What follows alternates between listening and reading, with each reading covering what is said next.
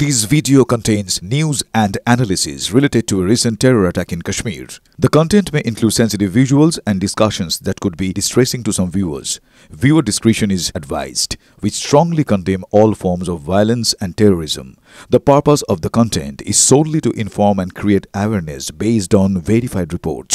আজকে কিন্তু আবারো এনআইএ টিম যাবে, কিন্তু কি কারণে যাবে? এর আগে তো আমরা দেখেছি 3D ম্যাপিং হয়েছিল। আবার তাদের এখন মানে যে সময় 22 তারিখ যে সময় হামলা হয়েছিল সেই সময় কোন কোন বিষয়গুলো তারা খতিয়ে দেখবেন এবং এই ক্ষেত্রে 3D ম্যাপিং এর পর এবার কোন টেকনোলজির মাধ্যমে তারা সবটা দেখার চেষ্টা করবে, জানার চেষ্টা করবে, সেটাই আমাদের রিপোর্টার সিজার মণ্ডলের কাছ থেকে সরাসরি জানবো। সিজার,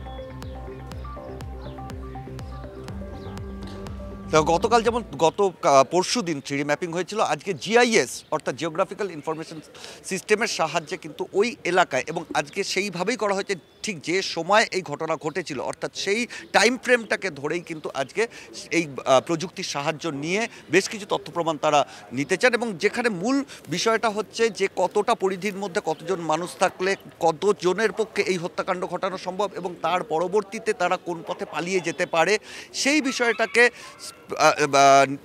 খতিয়ে দেখবার জন্য, সেই বিষয় সম্পর্কে নিশ্চিত হবার জন্যই কিন্তু জিআইএস প্রযুক্তির সাহায্য নেওয়া হচ্ছে এবং এই জিআইএস প্রযুক্তির সামনে যে তথ্য প্রমাণ আসবে তার ভিত্তিতে এখন পর্যন্ত হিউম্যান ইন্টেলিজেন্সের মাধ্যমে যা এসছে, বিভিন্ন জনকে জিজ্ঞাসাবাদ করে যা এসছে, সেই বিষয়গুলোকে মিলিয়ে দেখা হচ্ছে। আর এই বিষয়গুলো মিলিয়ে দেখেই কিন্তু চূড়ান্ত সিদ্ধান্তে এনআইএর আধিকারিকরা পৌঁছতে পারবেন যে সেদিন কখন ঘটনা ঘটেছিল, কোন দিক থেকে তারা এসেছিল এবং কোন দিকে তারা পালিয়ে যেতে পারে, সেই বিষয়গুলো কিন্তু তারা স্পষ্ট করবার জন্যই এই প্রযুক্তিগত সহায়তা নিচ্ছেন। বেশ, নজর রাখো সিজার, ধন্যবাদ।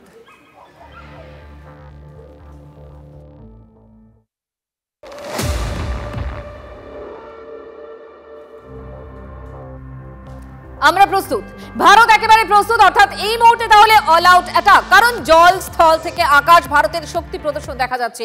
যে কোনো জায়গা থেকে পাকিস্তানকে প্রত্যাঘাতে প্রস্তুত ভারত। উত্তরপ্রদেশের শাহজাহানপুরে গঙ্গা এক্সপ্রেসওয়েতে রাফাল, মিরাজ, সুখোইয়ের টাচডাউন, রাস্তা থেকেও অপারেশনে প্রস্তুত ভারতের যুদ্ধ বিমান। সেই ছবি আজ দেখা গেছে, ছবি দেখাচ্ছি আপনাদের এই মুহূর্তে। জল স্থল আকাশ তিন পথেই ভারত একেবারে প্রস্তুত। যে কোনো জায়গা থেকে পাকিস্তানকে প্রত্যাঘাতের জন্য তৈরি একেবারে Bharat. Camp 1, camp 2, camp 3, camp 4 এর মাধ্যমে আপনাদেরকে দেখাচ্ছি এক্সপ্রেসওয়েতে ফাইটার জেট কিভাবে এক্সপ্রেসওয়েকে স্পর্শ করছে।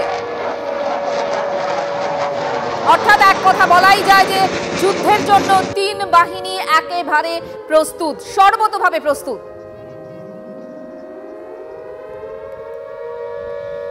যে ছবি আপনাদের এই মুহূর্তে আমরা দেখাচ্ছি, জল স্থল আকাশ ভারতের শক্তি প্রদর্শন, প্রত্যাঘাতের জন্য একেবারে প্রস্তুত ভারত, যে কোনো পরিস্থিতির জন্য প্রস্তুত। ভারতীয় বায়ুসেনার এই মুহূর্তে শক্তি প্রদর্শন আপনাদেরকে দেখাচ্ছি।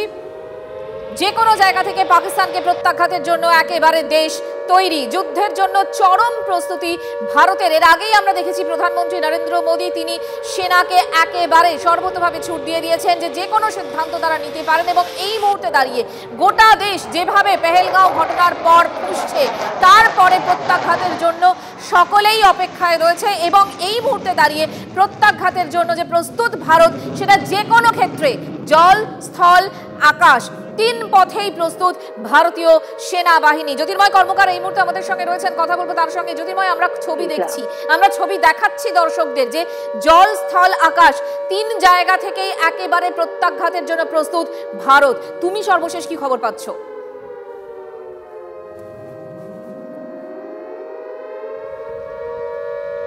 জ্যোতির্ময় কর্মকারের সাথে আমরা যোগাযোগ করব। উত্তরপ্রদেশের শাহজাহানপুরে আজ গঙ্গা এক্সপ্রেসওয়েতে রাফাল, মিরাজ, সুখোইয়ের টাচডাউন, রাস্তা থেকেও অপারেশনে প্রস্তুত ভারতের এই যুদ্ধ বিমানগুলি। সেই ছবি আপনাদেরকে আমরা দেখাচ্ছি।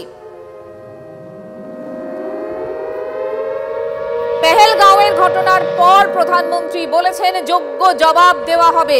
অমিত শাহ বলেছেন যে যারা দোষী তাদেরকে চুন চুনকে একেবারে সর্বতোভাবে প্রত্যাঘাত করা হবে এবং প্রত্যাঘাতের জন্য যে ভারত একেবারে প্রস্তুত, সেই প্রস্তুতির ছবি আজ আমরা আরো একবার দেখতে পাচ্ছি সেই ছবি। কারণ রাফাল, মিরাজ, সুখোই এই যুদ্ধ বিমান যা ভারতের কাছে বা রীতিমতো অস্ত্র ভান্ডারের সব থেকে বড় যে হাতিয়ার, সেই জায়গাগুলোতে এই মুহূর্তে আমরা দেখছি আজকে মহড়া চলছে, একই সঙ্গে টাচডাউন এই যুদ্ধ বিমানগুলোর ছবি দেখাচ্ছি আপনাদের।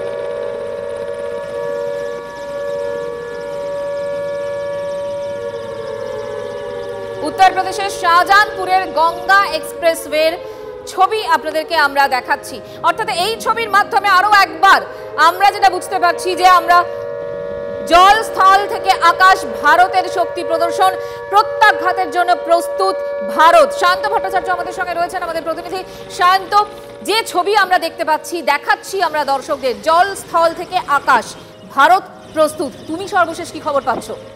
একদমই, দেখো বিভিন্ন এক্সপ্রেসওয়ের ওপরে এভাবে যুদ্ধ বিমান নামানো আমরা আগেও দেখেছি, কিন্তু এবারে প্রেক্ষাপট সম্পূর্ণ আলাদা। যেভাবে ভারত পাকিস্তান সীমান্ত উত্তপ্ত হয়ে রয়েছে এবং আরব সাগরের ধারে যেভাবে পাকিস্তান নৌবাহিনী মহড়া চালিয়ে যাচ্ছে, এই অবস্থায় ভারতের তরফে কড়া জবাব দেওয়া প্রয়োজন ছিল, আর সেই জবাব অনেকদিন ধরেই পাচ্ছে। এবার বায়ুসেনার তরফ থেকে বড়সড় জবাব পেল।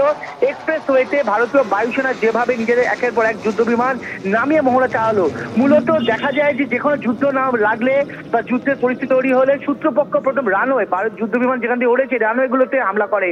কিন্তু ভারতীয় বায়ুসেনা মূলত দেখিয়ে দিচ্ছে বা ভারত সরকার মূলত দেখিয়ে দিচ্ছে যে যদি রানওয়েতেও এফেক্টেড হয়, সেক্ষেত্রে এক্সপ্রেসওয়ে গুলো রেডি রয়েছে ভারতের যুদ্ধ বিমান ওঠানো এবং নামানোর জন্য।